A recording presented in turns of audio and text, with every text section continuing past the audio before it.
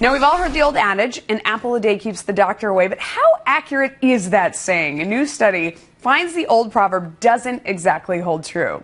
Dr. Robert Zembroski, did I get that right? All right. Yes, you did. Author of Rebuild joins me now to help explain and debunk some of the most common health myths. We picked 3 of our favorites. So let's start with an apple a day keeps the doctor away. They said that they were more likely to use fewer prescription medications. Is that because they're so busy eating apples? People who eat an apple a day? Well, I think the reason that they say the people that are eating the apples use less prescription medications, those people probably have, or think about, are a little more mindful over the foods they eat, exercising, healthful lifestyles. Okay. So we can probably say that the nutrients that are found in apples are pretty powerful and will help prevent chronic disease. But it won't keep the doctor away. I'm here. Okay. The second one, cold weather makes you sick. We had an exceptionally cold winter.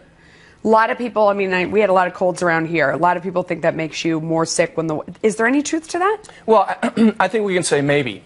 So the cold is really when we're exposed to the cold, it's a stressor to the body. Okay. I think if we're exposed to a virus or we have some kind of bacterial infection and then we're exposed to the cold actually causes our body to release different stress hormones in the body that can then weaken the immune system.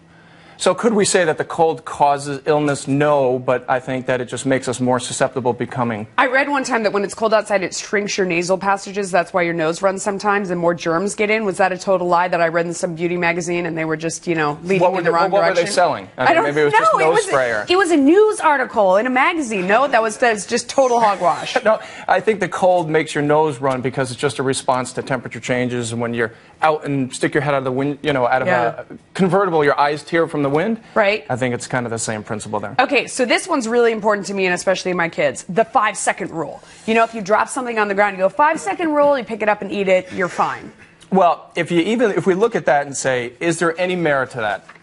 There's bacteria literally over everything. So we can get crazy about putting our hands in our mouth and our eyes, eating foods and so forth.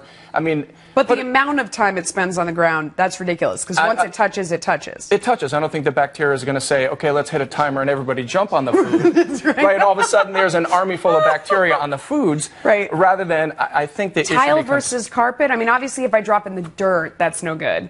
But if there's a surface that, give me any guidance on the 5, it's all bad? I think it's all just a maybe because carpet has depth. Maybe the bacteria are lower down. Flat surfaces are kind of hard and there may be more bacteria there. But again, if you drop your English McMuffin in the subway floor, you may not want to eat that. Okay, so all of these are garbage. Perfect. Thank you.